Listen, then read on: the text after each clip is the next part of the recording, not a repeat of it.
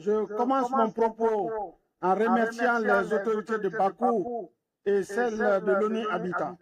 Excellences, Mesdames et Messieurs les ministres, Monsieur le secrétaire exécutif de l'ONU Habitat, distingués experts, partenaires techniques et financiers, Mesdames et Messieurs, une ville qui exclut du logement fabrique silencieusement les fractures économiques, sociales et environnementales qui compromettent l'avenir des nations. Une ville qui planifie, régule et investit dans l'habitat construit au contraire la stabilité, la compétitivité et la cohésion des sociétés. Cette conviction donne son sens au thème de 13e session du Forum urbain mondial consacré au défi de loger le monde. Elle nous rappelle que la question de l'habitat n'est plus un sujet sectoriel limité aux politiques sociales. Elle constitue désormais l'un des principaux déterminants de la gouvernance urbaine, de la résilience climatique, de l'équilibre territorial et de la transformation économique de nos États. Le XXIe siècle sera urbain, mais il sera également marqué par une compétition mondiale autour de la capacité des nations à organiser leur territoire, maîtriser leur croissance démographique et produire des villes inclusives, résilientes et productives. L'Afrique se trouve aujourd'hui au cœur de cette mutation historique. Notre continent connaît l'une des croissances urbaines les plus rapides au monde, avec des dynamiques démographiques, foncières et environnementales qui exercent une pression considérable sur les infrastructures, les services essentiels et l'accès au logement. En République de Guinée, cette réalité s'est traduite par une urbanisation accélérée, une extension des logements informels, des tensions foncières persistantes et une exposition croissante des territoires urbains aux risques climatiques. Ces défis exigent des réponses structurelles, articulées autour de la planification, de la gouvernance foncière, du financement urbain et de la production massive d'infrastructures et d'habitats adaptés. Sous le leadership de son Excellence M. Mamadi Doumbouya, président de la République, notre pays a engagé une nouvelle phase de transformation territoriale inscrite dans le programme Simandou 2040.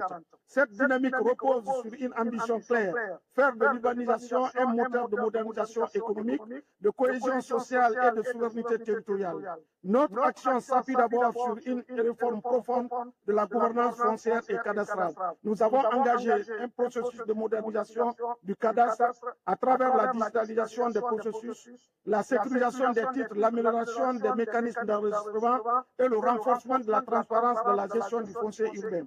Cette réforme vise à restaurer la confiance, réduire les conflits fonciers et créer un environnement favorable à l'investissement urbain et immobilier. Parallèlement, la Guinée a lancé une politique ambitieuse de développement de l'habitat avec l'objectif de produire 50 000 logements à l'horizon 2030.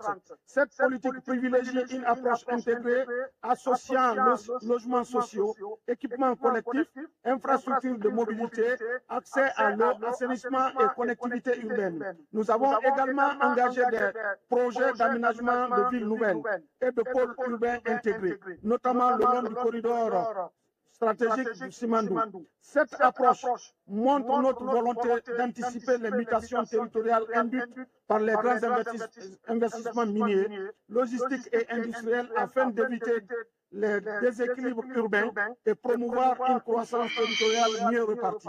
Dans cette même logique, la Guinée développe des initiatives orientées vers la transition écologique des villes à travers des politiques de gestion durable des déchets, d'économie circulaire, de préservation des espaces urbains sensibles et de résilience climatique. L'initiative Zéro déchet, portée par le gouvernement, s'inscrit dans cette volonté de repenser durablement le fonctionnement de nos centres urbains.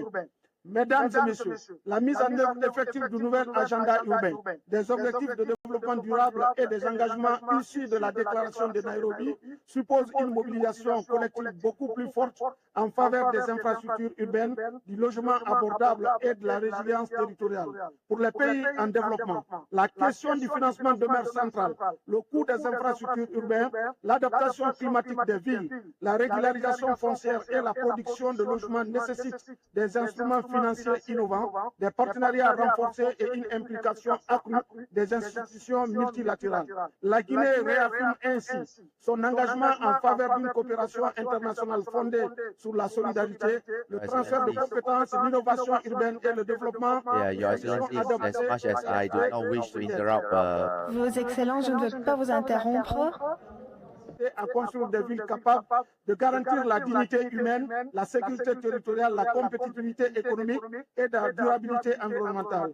C'est pourquoi la République de Guinée demeurera pleinement engagée aux côtés de la communauté internationale pour promouvoir les territoires inclusifs, résilients, connectés et porteurs d'opportunités pour les générations futures.